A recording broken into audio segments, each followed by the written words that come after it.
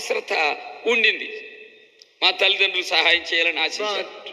In his preaching, ఆయన ప్రసంగంలో it was an emphasis on belief.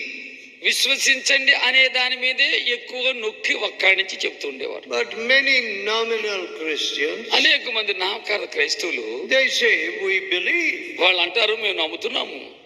We believe Christmas, we believe the crucifixion, we believe the resurrection. మేము Christmas నమ్ముతున్నాము, తర్వాత పునరుద్ధానాన్ని, సిలువ వేయబడ్డాన్ని, ఇవన్నీ మేము నమ్ముతున్నాము అంటారు. When you come from a non-Christian background, ఒక హైందవ కుటుంబంలో నువ్వు వచ్చినప్పుడు you say, I don't know these things, maybe that's true, maybe it's not true.